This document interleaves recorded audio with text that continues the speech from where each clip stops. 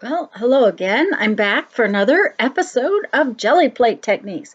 We're using our basic supplies, the brayer, the craft paint, but today we're going to use a paintbrush, and I just have that plastic lid to put paint out on as a palette. Um, you could use whatever you want, and I'm using basic copy paper today. All of these videos, it just makes it easier for me if I just keep one kind of paper out. If I try to do multiple papers, um, it's just harder to work and do this quickly because these are supposed to be short little videos, just little technique ideas, just to give you ideas of what you can do next. Um, I just simply put the craft paint out on the palette. I did make a boo-boo and I didn't shake it up very good and it was a little thin. It's been cold here and my studio's a little chilly and I think the paint just separated a little bit. Anyways, we're just painting marks on the plate. Now, you could paint a whole scene on the plate. Remember, though, that what you need to paint needs to be the foreground first and then the background if you're painting a scene or something like that. You have to sort of paint in reverse because you're going to pick it up later. And I'm going to actually do that later and give you an idea of how to do that. So now I'm just picking up the black marks, the larger amount of the paint.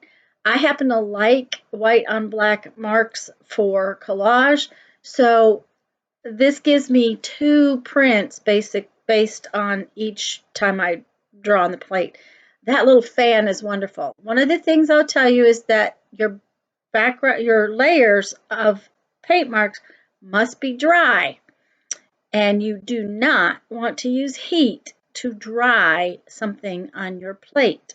So a hair dryer is not a good thing unless you have someone that just blows out air.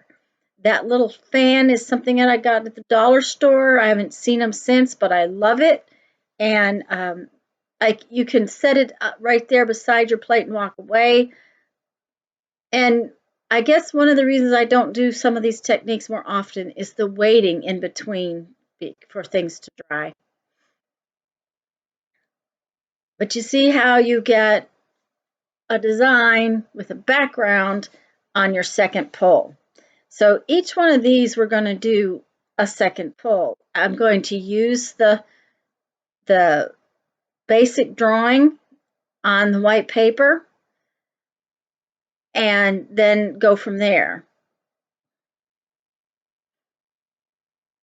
These would also be fun to pull onto paper bag.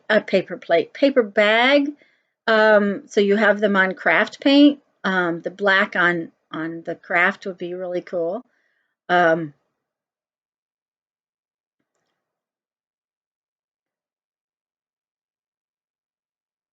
Now that's red and kind of black mixed together. I did not clean my brush,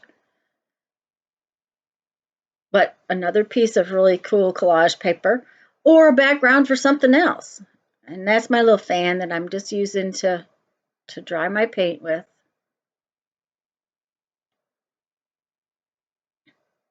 And several times I actually stopped the video or took pieces out of the video for it to dry, just so you know. Um, these are supposed to be short videos. I didn't want you to have to wait half an hour for something to dry. It doesn't take that long. It only takes a few minutes. I'm the one that's impatient. And again, I'm actually using a large sheet of paper. Um,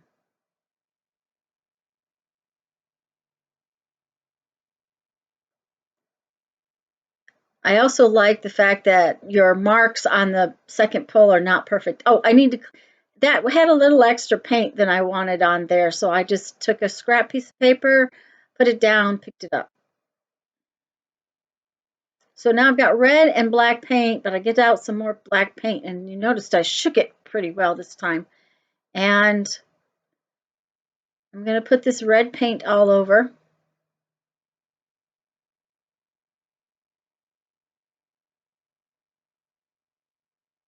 And that's when I decided I want some gold. And I was being real lazy. I was not cleaning my brush. You can take all the time you want with some of these techniques and do fancy designs and all kinds of things. I mean, there's just about no limits with your Gelli plate, honestly. But I just want to show you different techniques. So this is where I'm going to make multiple layers with my paintbrush. So that first layer I am drying, and you'll see me pick up paint. I had spots where the paint was much thicker than others. So what I did was I took my brush and I actually wiped some of it off. The gold especially was kind of thick in places.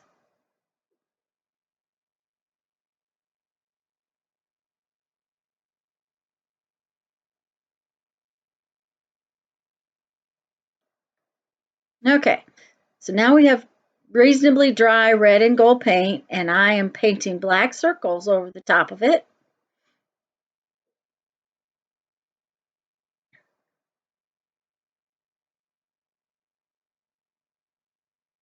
And now, since this is the last pull I want to do, I want to use up my paint, so I'm just sticking it all over the plate because then I'll pull something with it.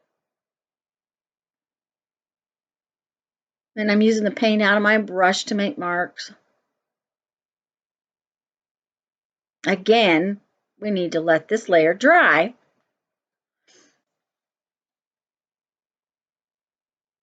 Now, I do know that there are people out there who have two plates so that they can uh, let this happen on one plate while they work on another plate, and that would be nice. But now there was a little bit of damp paint, and I didn't want it picking up in my turquoise, so I just picked it up with a scrap paper.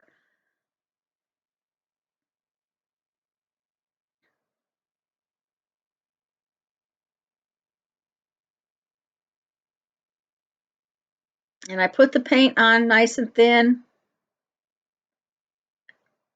and then I just use scrap papers to pull up the other paint.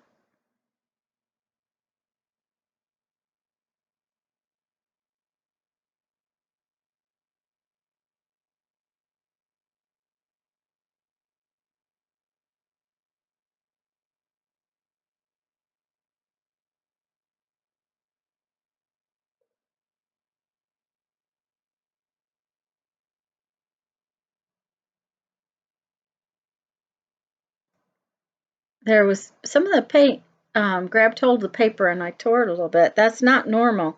About the only time that happens is with old paper. And so I must have been slow or I had extra paint on there. So I'm just going to use some deli paper here. Deli paper is always very good for pulling up paint off of the plate. However, you need to have a thinner layer of paint. I've said this before in some of these videos. It's good for me to show you when things don't go exactly right so that you know that it doesn't always happen perfect. So I just kept putting the deli paper down until I pulled off most of the paint. Now, if it were me, I would just go on and do my next thing with my plate. But since I wanted to I show you too what happens if you get a mess like this, that's just a baby wipe. And I am just wiping my plate up, cleaning it up with the baby wipe. Now here are our prints.